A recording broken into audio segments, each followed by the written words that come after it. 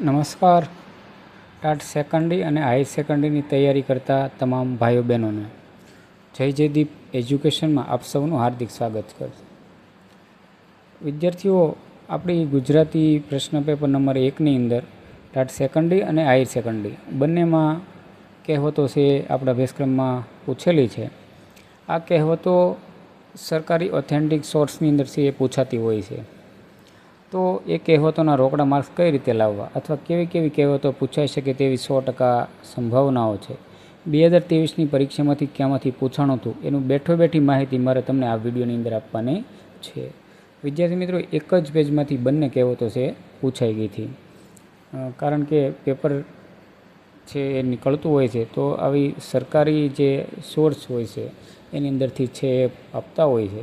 તો આજે તમને એ તમામ કહેવતો છે આ એક જ વિડીયોની અંદર છે આપવાની છે. ચેનલમાં જો તમે નવા હો તો ચેનલને સબસ્ક્રાઈબ કરી રાખજો, કારણ કે આવી ટાટ સેકન્ડરી અને હાઈ સેકન્ડરીના ગુજરાતી પ્રશ્ન પેપર નંબર 1ના અને અન્ય વ્યાકરણના પ્રશ્નો અથવા નિબંધ સંક્ષેપીકરણ તેની ચર્ચા આપણે કરવાની છે. તમને હું એક પુસ્તકનું નામ બતાવું કે એ કયા પુસ્તકમાંથી પૂછાણી હતી તો તમને એનો આખો ખ્યાલ આવશે.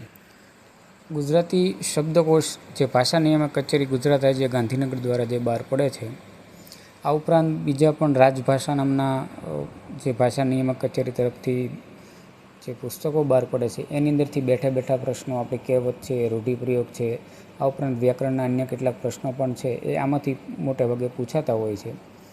તમે ત્યાં સુધી યુટ્યુબની અંદરથી આમાંથી પૂછાઈ શકે તેવી માહિતી હજી સુધી કોઈએ આપી હશે નહીં, પણ આજે તમને હું કહેવતો કેવી પૂછાઈ શકે અને 2023માં કઈ પૂછાણી હતી તેની સચોટ માહિતી છે આપવાની છે. ફરીવાર ચેનલમાં નવા હો તો સબસ્ક્રાઈબ કરી લેજો અને આવા જ વિડીયો જોવા માટે મારી સાથે જોડાયેલા રહેજો. જોઈએ આપણે હવે ગુજરાતીની કહેવતો. તમે જોઈ રહ્યા છો તે આ રાજભાષા ગુજરાત ભાષા નિયામક કચેરી તરફથી બહાર પડતું જે સામયિક હોય છે તેની અંદરથી 2023માં આમાંથી જ પૂછાયેલી. આમાં પહેલી છે, આપણે વિગતવાર માહિતી જોઈએ. કહેવતો જળ વહી ગયે સી સૂચના, તો એનો સમય છે યોગ્ય સમય વીત્યા પછી સમજ આવે તેનાથી કોઈ લાભ થતો નથી. પથ્થર ઉપર પાણી, એનો અર્થ થાય કોઈ જ અસર ન થવી. કાગડો દહીં થ્રુ લઈ જવો, અયોગ્ય પાત્રને સુંદર વસ્તુ પ્રાપ્ત થાય. ત્યાર પછીની છે કહેવત, આંધળાની પાસે આરસી શા કામની, એટલે કે અણસમજુ આગળ જ્ઞાનની મોટી વાતો કરવામાં આવે તો તેનો કોઈ અર્થ નથી. રામ રાખે તેને કોણ ચાખે, જેને ઈશ્વરનું રક્ષણ હોય તેને કદી કોઈ કશું કરી શકતું નથી. મન હોય તો માળવે જવાય, એટલે કે ઈચ્છા હોય તેવું થાય. અધૂરો ઘોડો છલકાય, એટલે કે ઓછા જ્ઞાનવાળો વધુ ડોળ કરે. જાગતો બમણું ખોર, એટલે કે દંભી માણસ પોતાને સાચો ઠરાવવા દેખાવ કરે. ઢમઢોલ માહે પોલ, કેવળ દેખાવની મોટાઈ. પોથીમાના રીંગણા, એનો અર્થ છે પારકાને ઉપદેશ આપવો પણ પોતે તે પ્રમાણે અનુસરવું નહીં. મોરના ઈંડા ચિતરવા ન પડે, એટલે કે સારી વસ્તુના વખાણ ન હોય. માથે પડી તે વિશ્વ દેવા, માથે લીધેલી જવાબદારી ઈશ્વરે સોંપેલી માની બરાબર બજાવવી. કાંકરે પાળ બંધાય, એટલે કે થોડું કરતાં મોટું કામ પાર પડે. તેલ જુઓ ને તેલની ધાર જુઓ, એટલે કે સમય અને સંજોગો પ્રમાણે ચાલો. લાગ્યું તો તીર નહીં તો તુક્કો, એટલે કે સફળ થઈએ તો ઠીક, નહીંતર કંઈ ગુમાવવાનું તો નથી જ. છીંડે ચડ્યો તે ચોર, એટલે કે ગુનો કરતાં પકડાય તે ચોર ને બચી જાય તે શાહુકાર. છાશમાં માખણ જાય ને બાઈ ફુવડ ગણાય, એટલે કે નુકસાન ખમવું અને મૂર્ખ કહેવાવું. કમજોર કો ગુસ્સા બહોત, એટલે કે શક્તિ ઓછી હોય પણ ગુસ્સો ઘણો. કહેણી તેવી રહેણી, એટલે કે જેવી વાણી તેવું જ વર્તન હોવું. શિરા શ્રાવક થવું, એટલે કે હીન આશય માટે કોઈ ઉમદા પ્રવૃત્તિમાં જોડાવું. આપ સમાન બળ નહીં, મેઘ સમાન જળ નહીં, એટલે કે કામ જાતે જ કરવાથી સફળતા મળે. વો દિન કહા કે મિયા કે પાવ મેં જૂતી, એટલે કે કમનસીબ માણસના ભાગ્યમાં સારી ચીજ હોતી નથી. આગ લાગે ત્યારે કૂવો ખોદવો, સંકટ આવે ત્યારે જ જાગવું. આપ મુવા વિના સ્વર્ગ ન જવાય, એટલે કે કામ જાતે જ કરવાથી સિદ્ધિ થવાય. ઉજ્જડ ગામમાં એરંડો પ્રધાન. અક્કલ વિનાના માણસો વચ્ચે ઓછી અક્કલવાળાની પણ કિંમત થાય. એક પંથ દો કાજ, એટલે કે એક જ સાધનથી અનેક કાર્ય થવા. ઓળખીતો સિપાઈ હેડમાં પૂરે, એટલે કે ઓળખીતો માણસ વધુ હેરાન કરે. કાગનું બેસવું ડાળનું પડવું, એટલે કે આકસ્મિક પરિણામ આવવું. ખાળે ડૂચા અને દરવાજા મોકળા, એટલે કે નાની નાની બાબતોમાં કંજુસાઈ કરવી એ મોટું નુકસાન થતું હોય તે તરફ ધ્યાન ન આપવું. ગરજ સરી એટલે વેદ વેરી, એટલે કે સ્વાર્થ પૂરો થતાં સંબંધ છૂટે. ગ્રહણ વખતે સાપ કાઢવો, એટલે કે ખરા સમયે મુશ્કેલી ઊભી કરવી. બીજી કહેવત છે, ઘર કી મુર્ગી દાલ બરાબર, એટલે કે ઘરની વસ્તુની કોઈ કદર કરતું નથી. ઘેર ઘેર માટીના ચૂલા, કોઈ ઘર તકરાર વગર ન હોય. ચોર કોટવાળને દંડે, એટલે કે પોતે ગુનેગાર હોય છતાં સામા પર ગુનાનો આક્ષેપ કરે છે.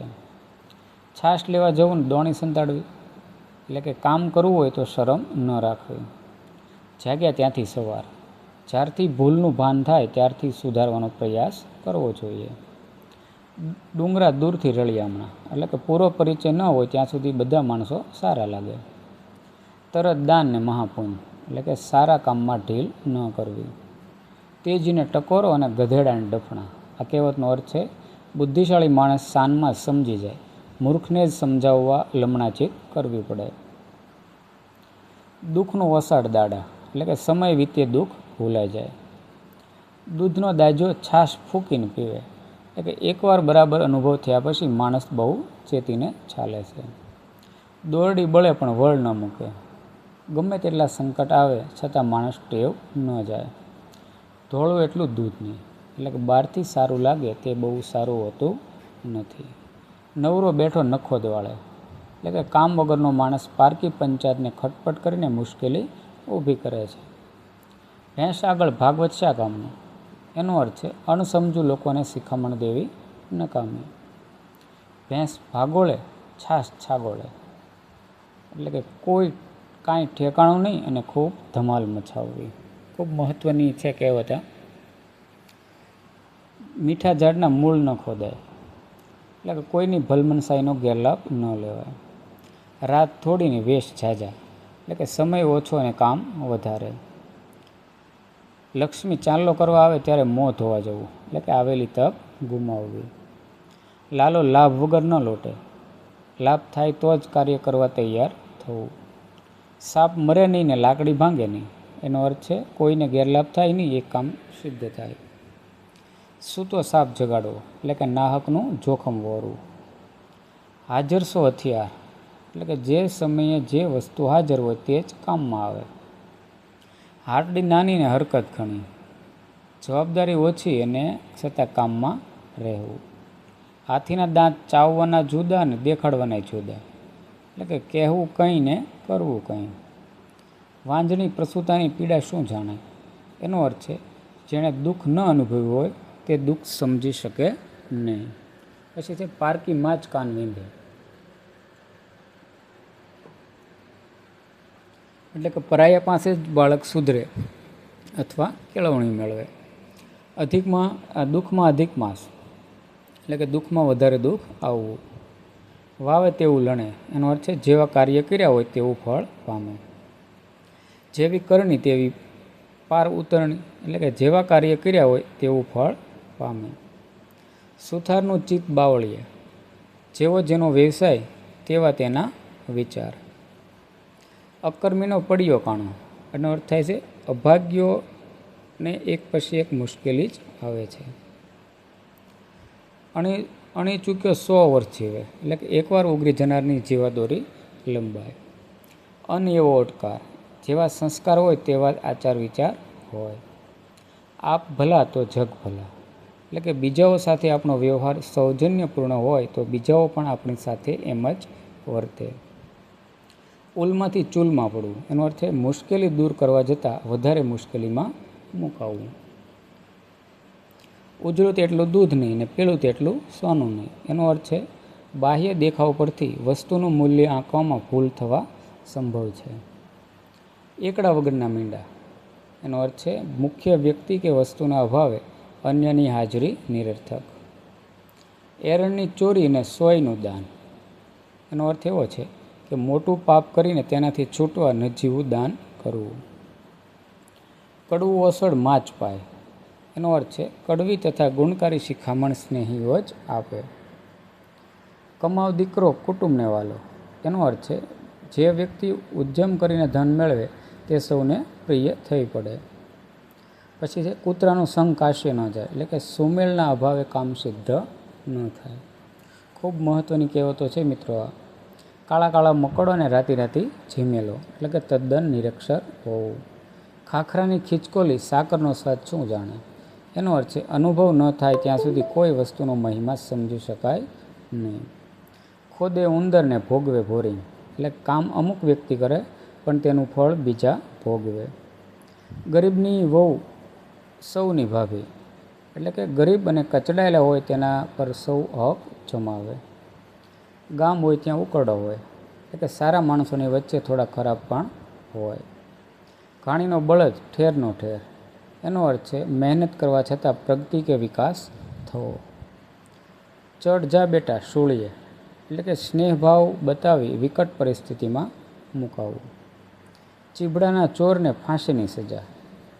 ખૂબ સરસ કહેવત છે, એટલે કે નજીવા ગુના માટે ભારે સજા. જર જમીનને જોરું એ ત્રણેય કજિયાના છોરું, એટલે કે નાણું, જમીન અને સ્ત્રીને લીધે કજિયા થાય છે. જા બિલ્લી કુત્તે કો માર. એનો અર્થ છે જાતે કામ નહીં કરતા, એકબીજાને અને બીજો ત્રીજાને સોંપા કરે. જીવતો નર ભદ્રા પામે. એનો અર્થ છે જીવતા માણસનું ગમે ત્યારે પણ કલ્યાણ થાય. જાજી સુવેણીએ વેતર વંઠે, એટલે કે ઘણા માણસો ભેગા થાય ત્યારે કામ બગડે. ડાઈ સાસરે ન જાય ને ઘેલીને શિખામણ આપે. એનો અર્થ છે પોતે કામ ન કરે પરંતુ બીજાને કામ કરવાની સલાહ આપે. દગો કોઈનો સગો નહીં. એનો અર્થ છે દગો કરનાર જાતે પણ મુશ્કેલીમાં મુકાય છે. ધર્મની ગાયના દાંત શું જોવા. એનો અર્થ છે જે વસ્તુ વગર મહેનતે મળે તે ગમે તેવી હોય તો સ્વીકારવી. નેવાના પાણી મોભે ન ચડે, એટલે કે અશક્ય કામ સિદ્ધ ન થઈ શકે. પોદળો પડે તોય ધૂળ લીધા વિના ન રહે. એનો અર્થ છે ગમે તેવી પરિસ્થિતિમાં પણ લાભ શોધવો. વિદ્યાર્થી મિત્રો, આ જે કહેવત છે એ 2023ની હાયર સેકન્ડરીની પરીક્ષામાં પૂછાઈ ગયેલું. અને આના પેજમાંથી પૂછાયેલું કે બળિયાના 2 ભાગ. એનો અર્થ છે શક્તિશાળી હોય તેને વધુ લાભ મળે. ત્યાર પછી 12 ભૈયા ને 13 ચોકા. એનો અર્થ છે જૂથ નાનું હોય પણ મતભેદ ઘણા હોય. તમને ખ્યાલ હશે આ જે કહેવત છે 12 ભૈયા ને 13 ચોકા એ આપણી ટાટ સેકન્ડની પરીક્ષામાં પૂછાઈ ગયેલું છે. ત્યારબાદ છે ભાવતું હતું અને વેદે કહ્યું, એટલે કે જે ઈચ્છું હોય તે આવી મળવું. ભૂવો ધૂણે તોય નાળિયેર ઘર ભણી નાખે, એટલે કે ગમે તેવા સંજોગોમાં સ્વજનોને હિત જોવું. તો વિદ્યાર્થી મિત્રો, ભાઈ બહેનો, આ જે છે કહેવત ભૂવો ધૂણે તોય ઘર નાળિયેર ભણી, એ 2023ની હાયર સેકન્ડરીની પરીક્ષામાં પૂછાઈ ગયું. એક આ પૂછાઈ ગયું અને આ પોદળો પડે તો આ એકના એક પેજમાંથી બંને પૂછાઈ ગઈ. સાથે સાથે 12 ભૈયા અને 13 ચોકા એ સેકન્ડરીની પરીક્ષામાં પૂછાઈ ગયું. એટલે આમાંથી જ મોટા ભાગના પૂછાતા હોય છે. એટલે એક વખત આ વિડીયોને અવશ્ય જોઈ લેજો. ત્યાર પછી આગળ વધીએ આપણે કેવા છે. મન ચંગા તો કથરોટ મેં ગંગા, એટલે કે જેનું અંતર શુદ્ધ હોય તેને તીર્થયાત્રા કરવાની જરૂર નથી. મફતનું ખાવું ને મસ્જિદમાં સૂવું. નો અર્થ છે ચિંતા વગરનું જીવન જીવવું. મિયાની દાઢી બળે અને બીબીને તાપણું થાય. એનો અર્થ છે એકને દુઃખ પડે અને બીજો રાજી થાય. વખત આવે ધૂળનો પણ ખપ પડે. એનો અર્થ છે સાવ નકામી જણાતી વસ્તુ પણ સમય આવે કામની. વસ્તુ વિના નર પશુ, એટલે કે ધન વગરના માણસની કિંમત કોડીની હોય છે. સિર સલામતો પગડિયા બહોત. એનો અર્થ છે કોઈ પણ રીતે માનવી બચી જાય તો સાધન સંપત્તિ ઘણી મળે. ત્યારબાદ છે સવામણ તેલે અંધારું. એનો અર્થ છે સાધનો હોવા છતાં કશી વ્યવસ્થા ન હોવી. અને સસ્તું ભાડું સિદ્ધપુરની યાત્રા. મર્યાદિત સાધનોથી સુંદર કામ કરવું. વિદ્યાર્થી મિત્રો, આ પણ તમને જોયું છે જૂના પેપરમાં 2023ની સેકન્ડરીની પરીક્ષામાં. સસ્તું ભાડું ને સિદ્ધપુરની યાત્રા, એમાં પણ આ જ પૂછાઈ ગયું, મર્યાદિત સાધનોથી સુંદર કામ કરવું.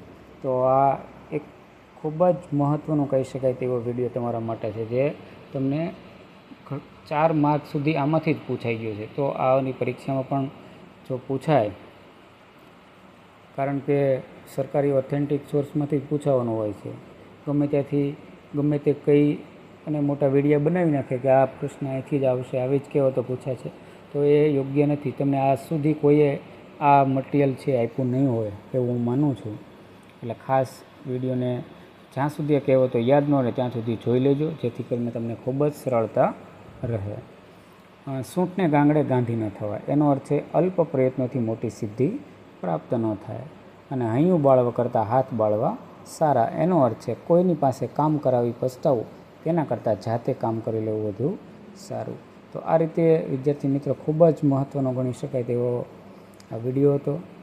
જેજીદીપ એજ્યુકેશનમાં તમે જો નવા હો તો એક વખત સબસ્ક્રાઈબ કરી લેજો આવા જ વિડીયો જોવા માટે. આ ઉપરાંત રૂઢિપ્રયોગો છે, કહેવતો છે, આ ઉપરાંત બીજા અન્ય વ્યાકરણના જે ટૉપિકો છે એ આ રીતના પરીક્ષાની દૃષ્ટિએ પૂછાય એવા મહત્ત્વના તમારી સમક્ષ છે આપણે લાવવાનો પ્રયત્ન કરીશું. એટલે અવશ્ય નવા હો તો ચેનલને સબસ્ક્રાઈબ કરજો. અન્ય ગુજરાતીના અને ટાટ સેકન્ડરી અને આઈ સેકન્ડની તૈયારી કરતા વિદ્યાર્થીઓ સુધી આ પહોંચે તેવા પ્રયત્ન છે કરજો. કારણ કે કોઈને આ સોર્સ પહોંચાડવાથી પણ પુણ્ય છે પ્રાપ્ત થતું હોય છે. તો પુણ્યના કામમાં સહભાગી થઈ અને અન્ય સુધી અવશ્ય પહોંચાડીજો. હવે મળીએ આપણે નવા જ વિડીયોમાં.